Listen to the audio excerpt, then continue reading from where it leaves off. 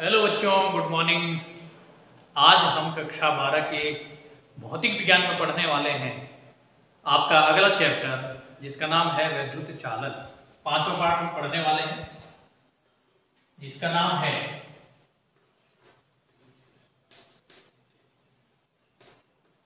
वैद्युत चालन। इस पर हम आज बात करने वाले हैं, ठीक है। तो एक परिचय के तौर पर हम इस लेक्चर को आज लेंगे। तो वैद्युत चालन, वैद्युत मैंने कहा कि इलेक्ट्रॉन का हिंदी नाम है, ग्रीक नाम उसका इलेक्ट्रॉन है और हिंदी नाम उसका वैद्युत है। विद्युत जिसको कहते हैं, इलेक्ट्रॉन और इलेक्ट्रॉन से बनती है, इलेक्ट्रॉन हो गया वैद्युत और फिर उससे बनती है विद्युत यानी कि इलेक्ट्रिसिटी, ठीक है। तो वैद्युत चालन से सीधा सीधा मतलब हुआ इलेक्ट्रॉन का चालन, ठीक है कि नहीं। अब इलेक्ट्रॉन के चालन से क्या उत्पन्न होगा, इस पर हम बाद में विषय करते हैं, लेकिन कौन से इलेक्ट्रॉन का चालन होगा ये समझना बहुत जरूरी है। तो आपको याद होगा जब मैंने धारिता वाला पार्ट शुरू किया था तो वहां पे मैंने कहा था कि भाई इलेक्ट्रॉन दो प्रकार के हैं।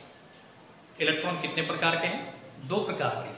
उसी पर आधारित मैंने कहा था कि जो आवेश है, ऋणावेश है, वो भी दो प्रकार का है, ठीक है। अब इलेक्ट्रॉन दो प्रकार के कौन कौन से? जो इलेक्ट्रॉन है वो दो प्रकार के, एक है मुक्त इलेक्ट्रॉन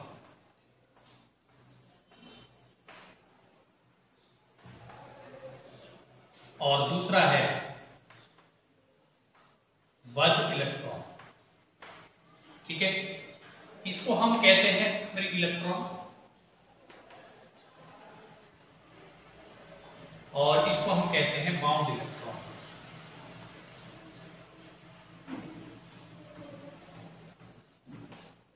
ठीक है ना।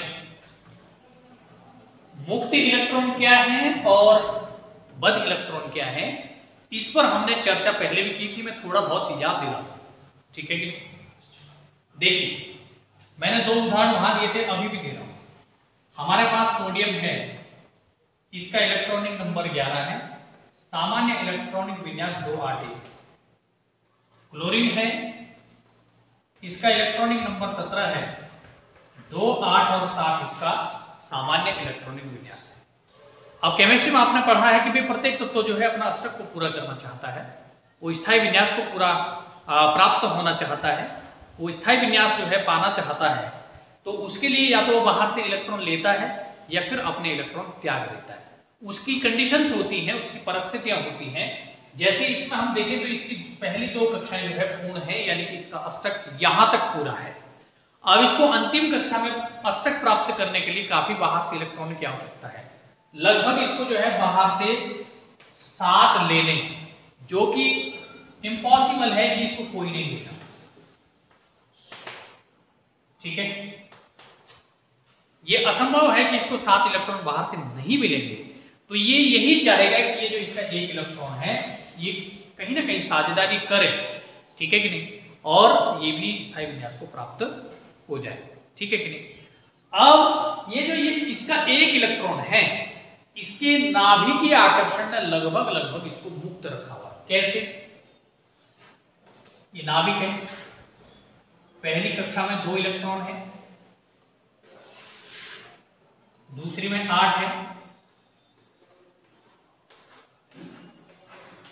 ठीक है, और तीसरी में इसका जो है केवल 1 है। तो इस पर जो नाभिक का आकर्षण है ये अंतिम इलेक्ट्रॉन पर वो बहुत कम है, क्षीण नाभिकीय बल है। यानी कि जो ये अंतिम इलेक्ट्रॉन है, सोडियम ने इसको गति करने के लिए लगभग स्वतंत्र रखा हो, बंधाव तो है, लेकिन इसको थोड़ी सी भी ऊर्जा प्राप्त हो जाती है तो ये इस कक्षा को छोड़कर मुक्त हो जाता है। इसी इलेक्ट्रॉन को हम मुक्त इलेक्ट्रॉन कहते हैं। और इसी के आधार पर जो है कोई तत्व धातु या अधातु होता है। जिनके पास ऐसे मुक्त इलेक्ट्रॉन है, यानी कि अंतिम कक्षा में 1 से 3 इलेक्ट्रॉन जिनके पास है वो धातुएं होती हैं, और उनके पास जो इलेक्ट्रॉन पाए जाते हैं वो मुक्त इलेक्ट्रॉन होते हैं। जबकि यहाँ पे देखिए, इसको जो है केवल 1 बाहर से चाहिए, तो ये 1 का त्याग कर देगा। सोडियम जो है 1 को रिमूव कर देगा और इसको बाहर से 1 चाहिए, तो देखो यही दे रहा है, तो ये इसी से ले सकता है। सोडियम क्लोराइड बनेगा, साधारण नमक बनेगा, है ना।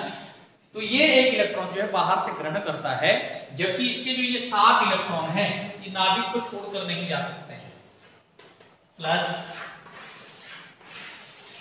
देखिए पहली कक्षा में इसके पास 2 हैं, दूसरी में 8 हैं, और अंतिम कक्षा में इसके पास 7 है।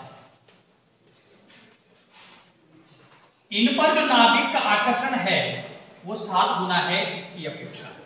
तो कहने का मतलब ये जो 7 इलेक्ट्रॉन है ये अपने नाभिक को छोड़कर नहीं जा सकते हैं, ये बंधे हुए इलेक्ट्रॉन हैं, इसलिए इनको बद्ध इलेक्ट्रॉन भी कहते हैं। आप इस उदाहरण द्वारा समझ गए, ठीक है कि नहीं। अब जो जिससे धारा बनती है, विद्युत धारा बनती है, वो बद्ध इलेक्ट्रॉनों के कारण न बनकर किसके कारण बनती है, मुक्त इलेक्ट्रॉनों के कारण बनती है, ठीक है कि नहीं। ये एक परमाणु के पास एक है, अगर हम 100 ग्राम लेते हैं उसको में करोड़ों की संख्या में जो है इलेक्ट्रॉन हो जाते हैं, है ना। तो जो मुक्त है वो करोड़ों की संख्या में है। अब जो मुक्त इलेक्ट्रॉन है जब उसको कहीं बाहर से ऊर्जा प्राप्त होती है तो स्वाभाविक है वो गति करेगी। सपोज ये हमारे पास कोई धातु का टुकड़ा है, ठीक है, मान के चलिए हमारे पास चांदी है या कॉपर है, तो जब इसको हम बाहर से कहीं से ऊर्जा प्राप्त होगी, किसी भी प्रकार की ऊर्जा, गतिज ऊर्जा, तापीय ऊर्जा, ऊष्मीय ऊर्जा, तो इसके जो इलेक्ट्रॉन है वो क्या करने लगते हैं, गतिमान हो जाते हैं। किसी पथ पर जो है इलेक्ट्रॉन गतिमान हो जाते हैं, और जब इलेक्ट्रॉन गतिमान होते हैं तो फिर जैसे जो है पानी जल जो है गतिमान होता है तो उसकी धारा बनती है, जल की धारा बनती है। तो वैसे ही जब मुक्त इलेक्ट्रॉन जो है गतिमान होते हैं तो वहां पर जो है इलेक्ट्रॉनों की धारा बनती है। मैंने कहा कि इलेक्ट्रॉन को हिंदी में जो है विद्युत कहते हैं, ठीक है कि नहीं। तो जब इलेक्ट्रॉन की धारा बनती है यानी कि विद्युत की धारा बनती है तो उसी को हम क्या कहते हैं, विद्युत धारा कहते हैं, ठीक है।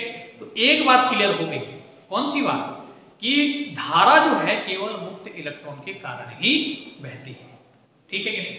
अब हम बात करते हैं कि विद्युत धारा क्या है। ये तो समझ गए कि भाई इलेक्ट्रॉन की धारा ही विद्युत धारा है।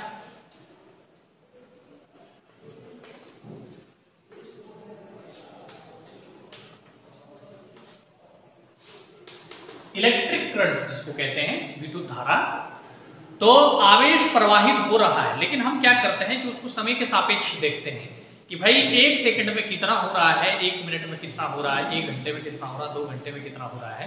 तो उसी को हम क्या कहते हैं, उसकी माप को हम विद्युत धारा कहते हैं। ऐसे भी परिभाषित करते हैं कि आवेश प्रवाह की समय दर विद्युत धारा कहलाती है। परिभाषा हम देते हैं, आवेश प्रवाह की समय दर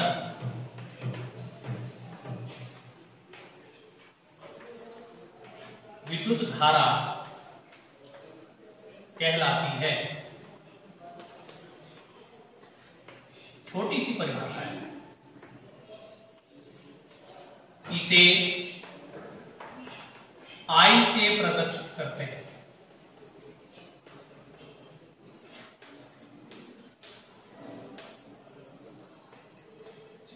ठीक है, I बराबर होता है आवेश बटे समय,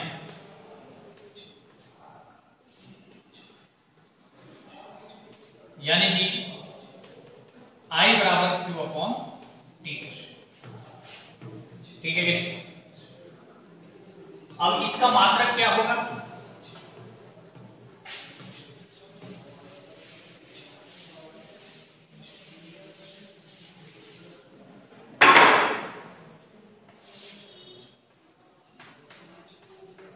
मात्रक क्या होगा, आवेश का मात्रक होता है कूलम,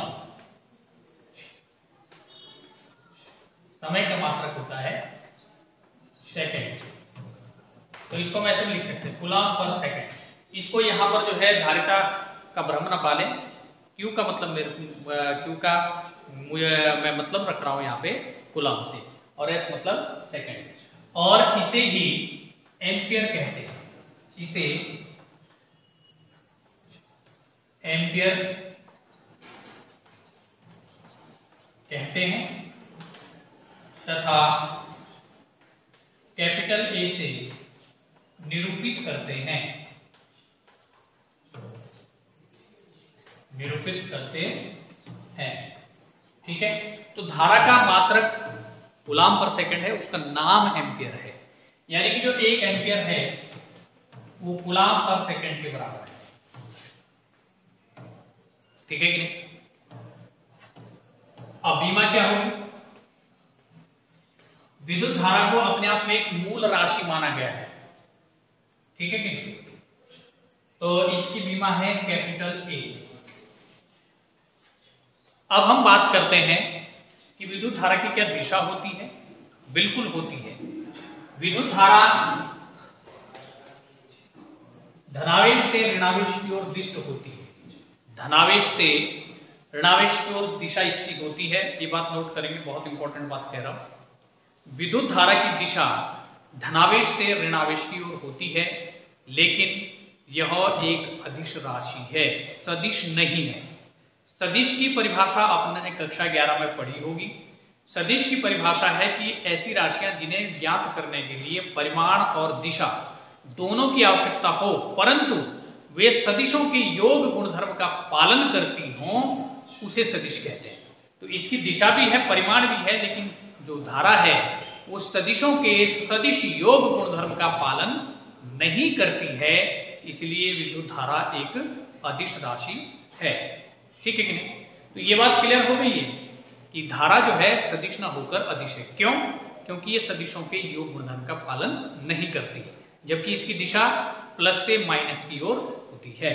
क्लियर हो गया? तो हमने विद्युत धारा पर बात की है, बहुत सरल है, कक्षा 10 में भी आपने पढ़ा है। इसको बार बार एक परिचय के तौर पर समझेंगे और आपको लिखना केवल विद्युत धारा है। मुक्त इलेक्ट्रॉन और बद्ध इलेक्ट्रॉन, उसको भी जो है एक फिगर बनाकर आपने लिखना है कि मुक्त इलेक्ट्रॉन क्या है और बद्ध इलेक्ट्रॉन क्या है। मुक्त इलेक्ट्रॉन वे इलेक्ट्रॉन है जो गति करने के लिए पूर्णतः स्वतंत्र है, वो धातुओं के पास होते हैं, और जो बद्ध इलेक्ट्रॉन है वे इलेक्ट्रॉन हैं जो गति करने के लिए प्रतिबंधित हैं, वे अधातुओं के पास होते हैं। ठीक है कि नहीं? तो मुक्त इलेक्ट्रॉन और विद्युत धारा की परिभाषा, मात्रक और बीमा, ये आपको लिखना है। ठीक है, बाकी आपको जितना भी कहा है वो केवल क्या करना है, समझना है। ठीक है, तो आज के वीडियो लेक्चर को हम यही समाप्त करते हैं।